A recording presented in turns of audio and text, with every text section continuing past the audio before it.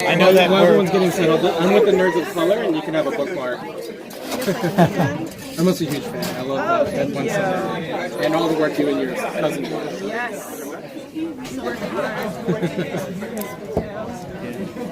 So my voice is like...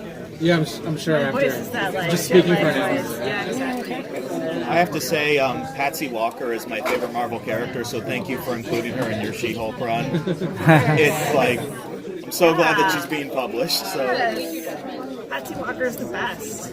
I love it. I love Friends. I always try to put like Friends in there. So also, what's been the transition going from like the indie comics world to writing Batgirl and Supergirl and She-Hulk? And like, how has that transition been going from indie comics to superhero? I think for me as a writer, it's focused me on the craft, and I think you have to understand comics in a way. Like when I write graphic novels, I don't include any panel descriptions, and I don't think about a page. I certainly don't think of 22 pages. And when you write for like a series, you have to understand the mechanics of an arc. You have to understand how 6 issues work together, how one issue ends so that you want to read the next issue. You have to understand timing, and you have to understand a page, which I never thought of until I started writing for Amazing Comics. And I think it's, I think there's this kind of notion that the only kind of writing that's legit is like stuff that just comes from your own brain, by your lonesome. And I think actually writing to a character that exists and writing to, into continuity is really hard. And I think it's actually like a skill in and of itself that I'm like just getting now. It's like the nerdiest job in the world. Like there's really nothing weirder than like talking about like Supergirl like an hour, but I love it. Yeah. So interestingly, obviously we're talking about diversity and people of color and everything, but I also noticed on the panel we just sat in on, just the style and fashion of everyone, you were much more colorful than the last panel. All the women up there with your lovely hair and everything like that. It seems like we've got more people coming over. This is Shea and Agnes from DC All right, Girls. We'll see if we can fit everyone in. So, perfect timing. I was just talking about how much more colorful... You added more color. I was just talking about how much more colorful, literally, the women's panel was than the last panel before, where everyone was wearing black, even though we had, some women and men on that one. But you do, but also your lovely hair. So, do you think that the creativity and individuality of women is getting a new and fresh look in comics, and how do you think that your perspectives on these things are changing that world that we've been looking at through male gaze a lot of the time? I know that I often, if I know a male is drawing what I write, I will put in fashion references because sometimes it can go very wrong. So I think that is something I'm conscious of. I'm making these characters look modern, and because girls looking at DC superhero girls, we want cool girls. Superheroes are cool, and if they look like they did in the 70s or 80s, not That's so cool. Sorry, that was a cool time. I think also there is a thing, like when you're on a panel, like a Comic-Con, like the women are dressed,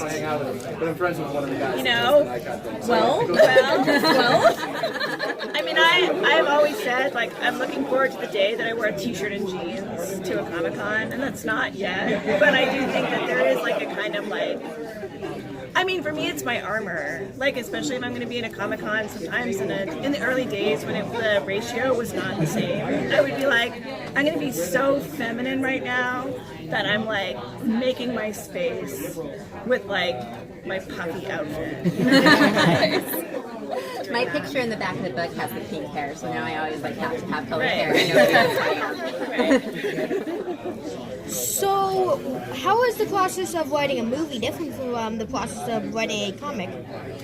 So in the movies I've done all animation movies. So they are very much about having a lot of action. Where in the comic book you do get to see a little bit more of the character development. You're telling a story in frozen panels instead of in action. So it's a little bit of a different writing process. Although structurally, I think they're pretty similar.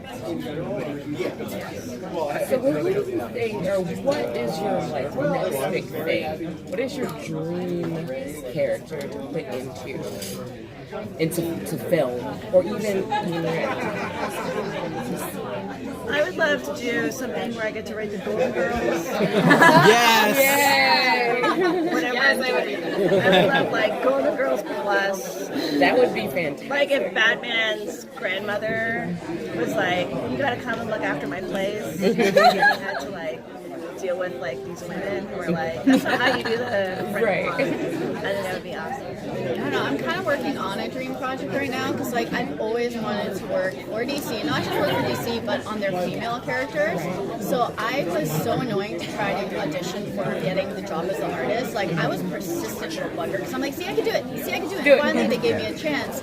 So we're working on this Spaced Out right now. We're working on a character called Jessica Cruz, and I am so in love with this character because she is such a flawed character that's learning. She just basically the ring dropped. She's a Green Lantern. She got the ring. She doesn't know what the heck she's doing, and she's surrounded by all these girls that already know what they're doing. They got their powers kind of sorted out, and she's here going, oh my god. And I got to draw space and Green Lanterns. I'm a Lantern fan. I got my Black Lantern ring on.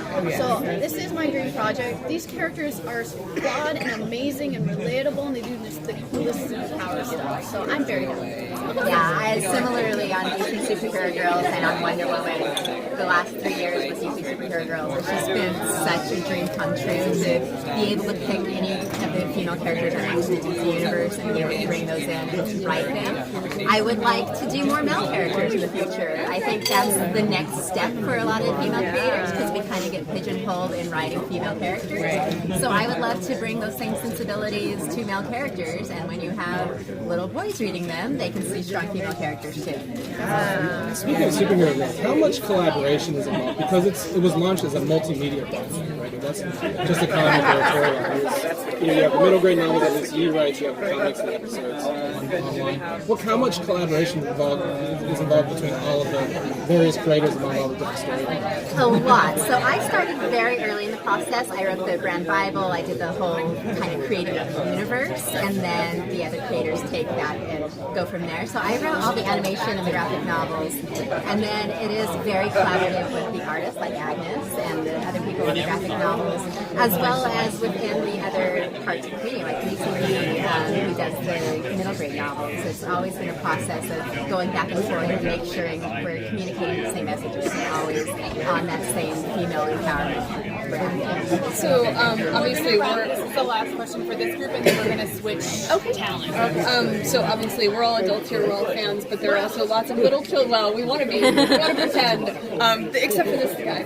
But there are a lot of little kids reading these, and if you had this when you were a kid, like in other words, now that these little kids are reading it, what do you think in 20 or so years, 30 years, what do you think it's going to look like for everyone? What do you hope it's going to look like? I think the girls are taking over. It's just so incredible to see at Comic-Con so many little girls in their outfits coming up.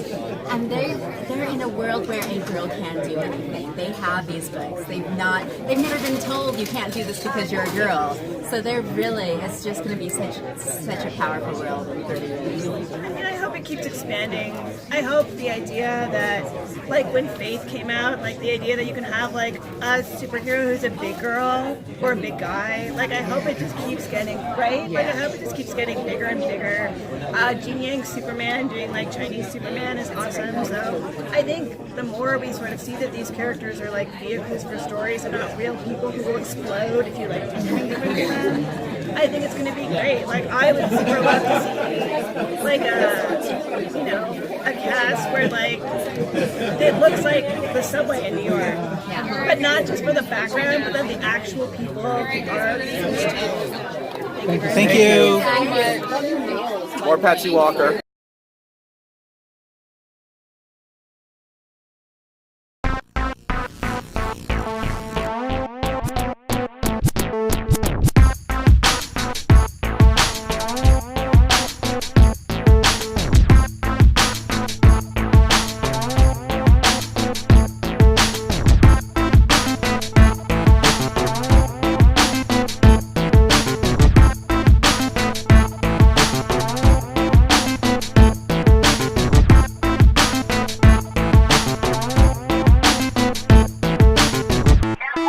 Please don't wait, everyone.